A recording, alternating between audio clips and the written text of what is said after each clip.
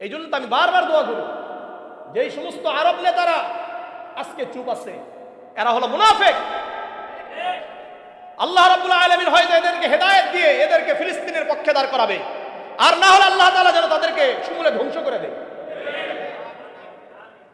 এদেরকে সমূলে ধ্বংস করে দেয়। এই জন্য আমাদের করণীয় হলো আমরা প্রতিদিন কুনুতে নাজিলার আমল করব। আমরা এখন থেকে 5 ওয়াক্ত নামাজের পরে দোয়া করব। কমপক্ষে রাতে 4 রাকাত নামাজ পড়ে তাদের জন্য দোয়া করি, কমপক্ষে 4 রাকাত করে। আর তাদের ইসরায়েলি পণ্যকে বয়কট করি। আল্লাহ তাআলার পক্ষ থেকে আমাদের সাহায্য শুধুমাত্র একটা হলো, তো আমাদেরকে জিহাদে অংশগ্রহণ করতে হবে, আবার আল্লাহ তাআলার সাথে মসজিদে সিজদার মাধ্যমে সম্পর্কও করতে হবে। দুটাই করতে হবে, খালি সিজদা দিয়েও হবে না, আবার শুধু তরবারি দিয়েও হবে না। সিজদাও লাগবে, তরবারিও লাগবে, সিজদাও লাগবে, প্রতিবাদও লাগবে। আজকে মুসলমানদের অধপতন, মুসলমানদের কষ্ট কেন? আজকে আমরা ইবাদত করি না, আবার আমরা যারা ইবাদত করি তাদের হাতে আজকে তরবারিও নাই, ছেড়ে দিয়েছি। এই জন্য তাসবিহও লাগবে, তরবারিও লাগবে। অনেক ভাইয়েরা আবার আছেন তাসবিহ মানে এরকম, আমরা এই কথাগুলো ঠিক না, বিষয়গুলোকে বুঝবেন। একটাকে উপরে উঠানোর জন্য আরেকটাকে কি করা যাবে না, খাটো করা যাবে না, সব লাগবে।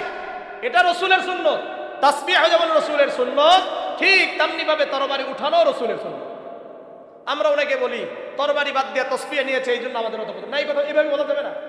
বরং দুটাই কি দরকার, সামনে দরকার।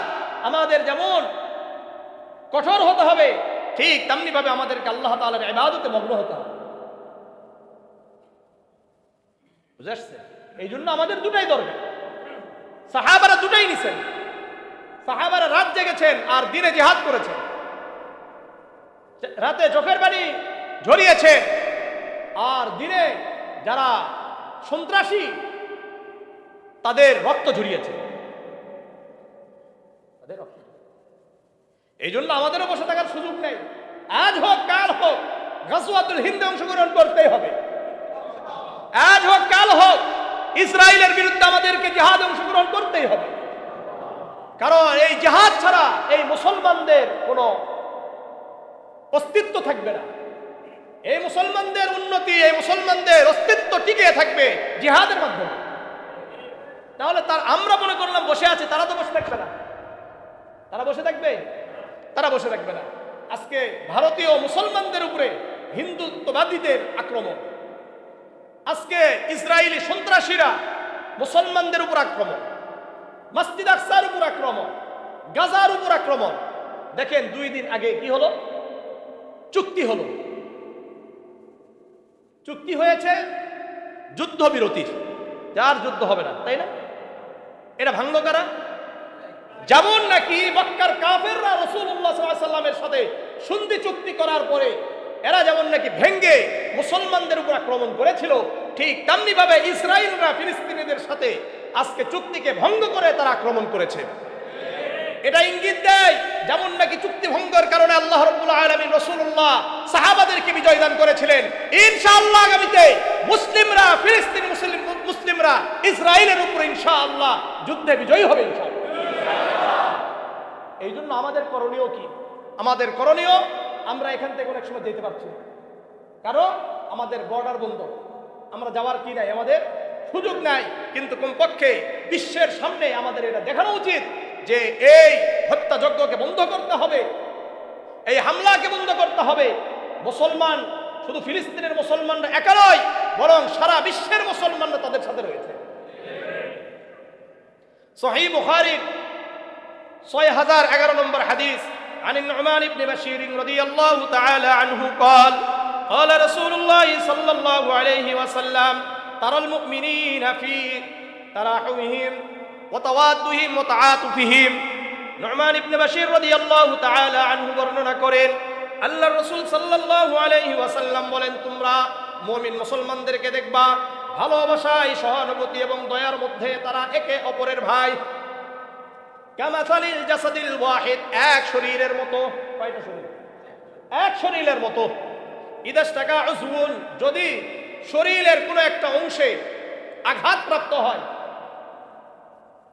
তাদাআ লাহু সাইরু জাসাদিহি বিসসারি ওয়াল হুম্মা, তাহলে পুরা শরীরটা রাত জাগে এবং জ্বরে আক্রান্ত হয়। ঠিক তেমনি ভাবে পুরা দুনিয়ার যে কোনায় যেই জায়গায় মুসলমান আক্রান্ত হবে, মূলত হলো পুরা দুনিয়ার মুসলমানরা আক্রান্ত হয়, পুরা দুনিয়ার মুসলমানরা আক্রান্ত হয়। এই জন্য আজকে আমরা আক্রান্ত। আজকে আমার ভাই, আমার বোন, আমার শিশুদেরকে কিভাবে আক্রমণ করা হচ্ছে। এই জন্য যদি আমি আপনি চুপ থাকি, আমি আপনি যদি আমাদের জায়গা থেকে যতটুকু সম্ভব ততটুকু যদি আমরা প্রতিবাদ না করি, তাহলে আল্লাহ তাআলার কাছে আমরা মুনাফিক। এই জন্য তো আমি বারবার দোয়া করি, যেই সমস্ত আরব নেতারা আজকে চুপ আছে এরা হলো মুনাফিক। আল্লাহ রাব্বুল আলামিন হয়তো এদেরকে হেদায়েত দিয়ে এদেরকে ফিলিস্তিনের পক্ষে দাঁড় করাবে, আর না হলে আল্লাহ তাআলা যেন তাদেরকে সমূলে ধ্বংস করে দেয়, এদেরকে সমূলে ধ্বংস করে দেয়। এই জন্য আমাদের করণীয় হলো আমরা প্রতিদিন কুনুতে নাজিলার আমল করব। আমরা এখন থেকে 5 ওয়াক্ত নামাজের পরে দোয়া করব।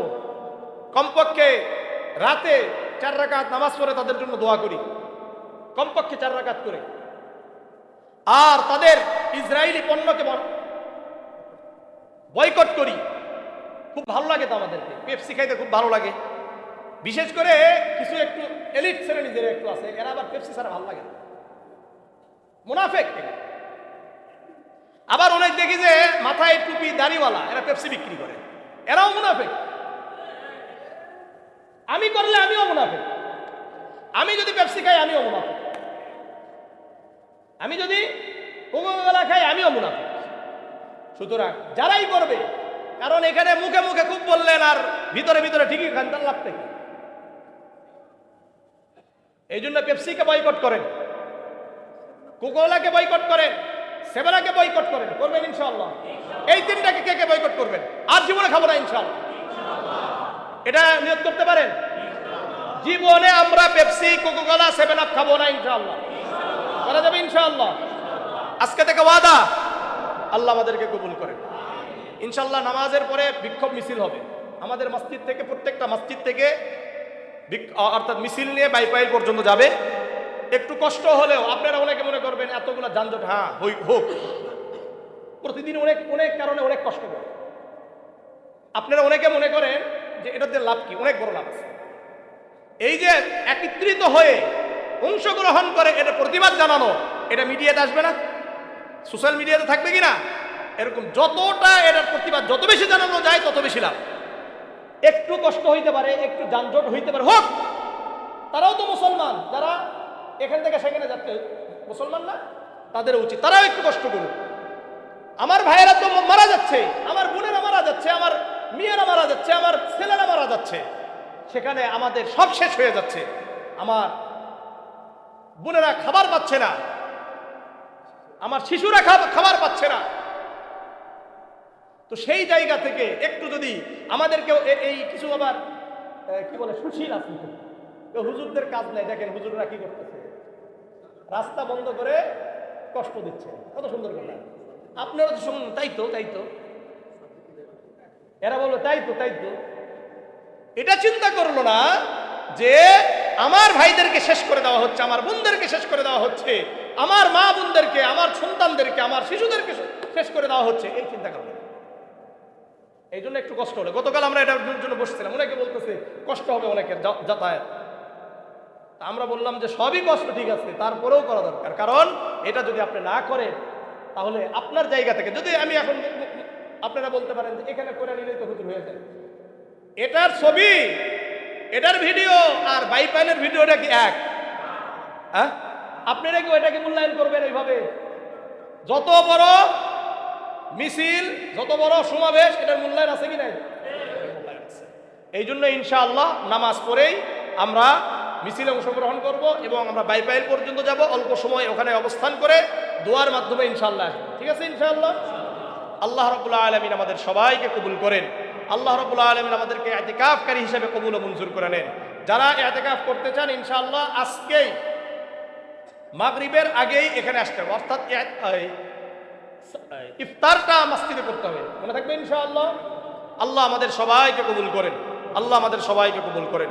সুবহানাকাল্লাহুম্মা বিহামদিকা আশহাদু আল্লা ইলাহা ইল্লা আনতা আস্তাগফিরুকা ওয়া আতুবু ইলাইক। আসসালামু আলাইকুম ওয়া রাহমাতুল্লাহ। যারা সুন্নাত ইনশাআল্লাহ